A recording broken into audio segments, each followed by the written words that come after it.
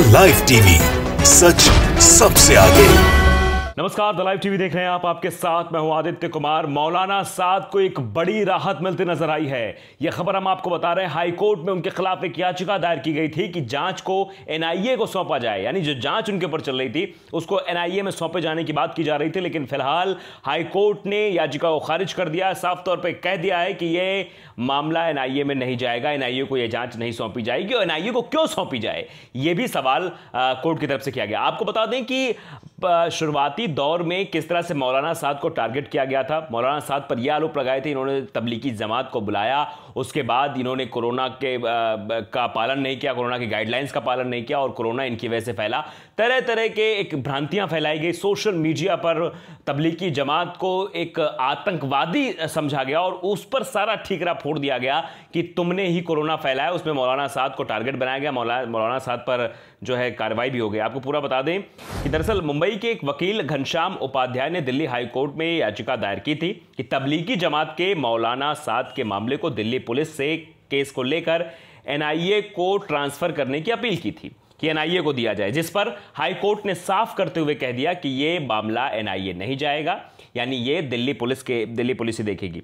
अब पूरा मामला आप समझ लीजिए कि आखिरकार है क्या। ट्रांसफर करने की अपील की गई थी, उसको फिलहाल खारिज कर दिया गया है। मौलाना साद के खिलाफ कोरोना वायरस को फैलने से रोकने के लिए बड़ी सभाओं पर रोक लगाए जाने के निर्देशों का उल्लंघन करने का आरोप लगाया गया था। निजामुद्दीन मरकज में मार्च में सम्मेलन आयोजित करने के मामले में मौलाना साद पर मामला दर्ज किया गया था और इसका मामला अभी सुप्रीम कोर्ट में भी लंबित चल रहा है। लेकिन उसके बाद भी लगातार ये कोशिशें की जा रही हैं, मौलाना साद को टारगेट करने की कोशिश की जा रही है। इस देश में एक समुदाय मात्र को टारगेट करने की कोशिश है, उसी लिए शायद जो है ये बातें निकलकर सामने आई हैं।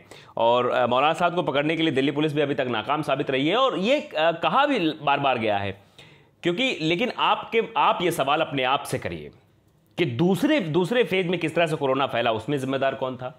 उसकी जिम्मेदारी शायद सरकार नहीं लेगी खुद, क्योंकि सरकार की लापरवाही का ही नतीजा था। चाहे वो पहली बार में कोरोना फैला हो या दूसरी बार में कोरोना फैला हो या अभी तीसरी स्टेज आने वाली हो, उसके लिए सरकार की क्या तैयारियां हैं।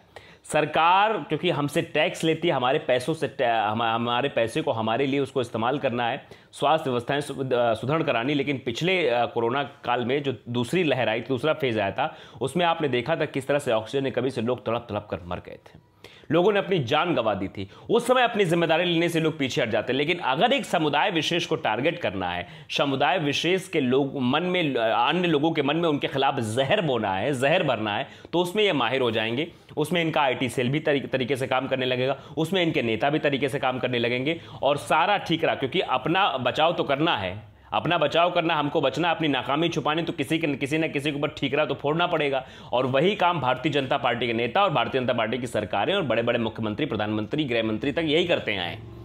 इसलिए हम इस बात का जिक्र करें। आप समझ रहे होंगे कि हम आपसे ये बात क्यों कर रहे हैं। आप कफील का मामला उठा लीजिए। डॉक्टर कफील पर अभी हमने चर्चा की थी, आपको बताया था। डॉक्टर कफील पे भी यही हुआ क्योंकि वो तो लोगों की जान बचा रहे थे। एक दिन पहले मुख्यमंत्री Yogi Adityanath BRD medical college पहुंचते हैं, उनको सब पता होता है क्या है कोई क्या नहीं, लेकिन फिर भी अनजान बनते वहां चले जाते हैं। उसके बाद बच्चों की मौतों का सिलसिला शुरू हो जाता है।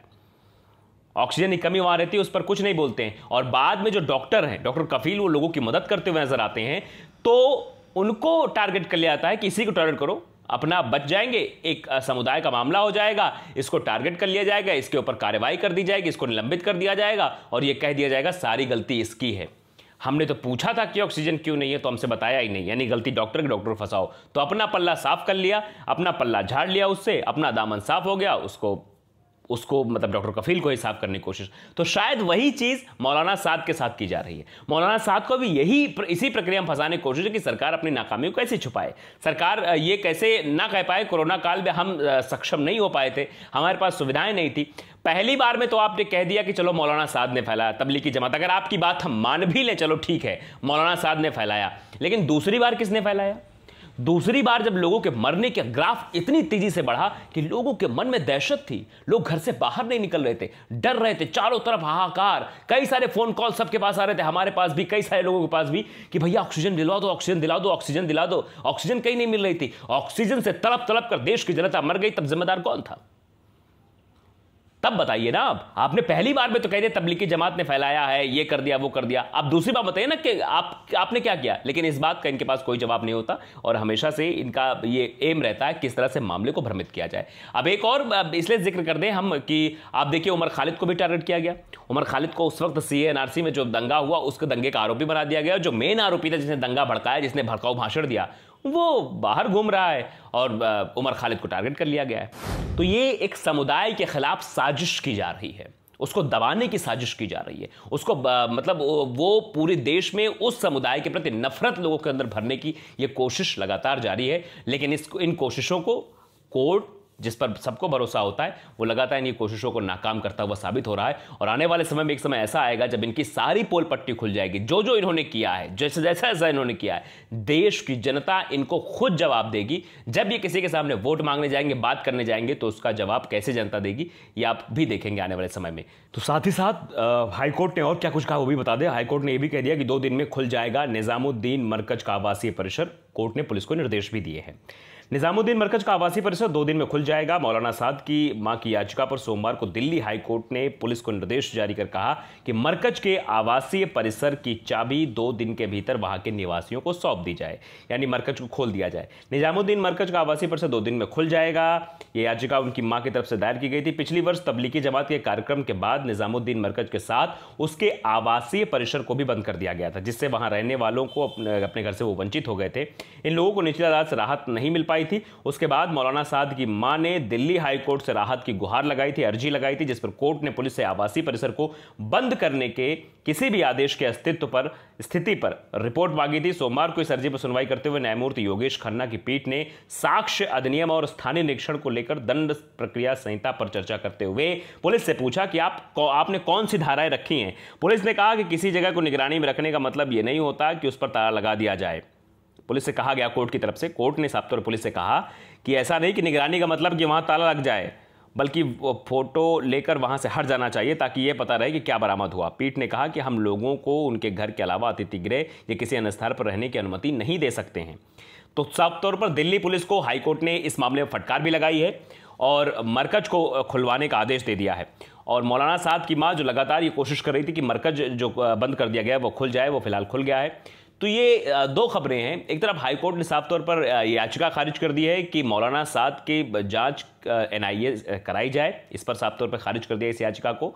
और दूसरा ये कि एक बड़ी राहत दी है कि जो मरकज था उसको खोल दिया गया है। दिल्ली पुलिस को आदेश दिए हैं। दिल्ली पुलिस से यह भी कहा गया है, फटकार भी लगाते हुए कोर्ट ने कहा है कि आप किसी भी जगह को सिर्फ फोटो खींच लीजिए, वहां की यथा स्थिति क्या है उसको जान लीजिए, उसके बाद उसको जगह को छोड़ दीजिए।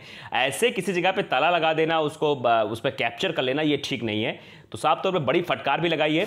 तो आप देखिए कि कैसे पूरे मामले में भूमिका बनाई गई। भूमिका बनाकर मरकज के लोगों को टारगेट किया गया, उन तबलीगी जमात को टारगेट किया गया कि कोरोना आपकी वजह से फैला है, जबकि ये नहीं देखा गया कि कोरोना किसकी और लापरवाही थी, किन लोगों की लापरवाही की वजह से कोरोना फैला। इसकी सत्यता की जांच करने की बजाय किसी एक समुदाय को टारगेट करके ये देश में ये साबित करना चाहते हैं कि जो भी गलत होता है बस उसका जिम्मेदार मुसलमान है। ये चीज़ें ये दर्शाना चाहते हैं, ये चीज़ें बताना चाहते हैं, इसीलिए देश में नफरत का दौर शुरू हो गया है। तो फिलहाल ये 2 खबरें हैं और दोनों खबरों में आपने जाना कि किस तरह से दिल्ली पुलिस से बड़ी राहत मिली है, दिल्ली हाईकोर्ट से, माफ़ कीजिएगा, दिल्ली हाईकोर्ट से राहत मिली है।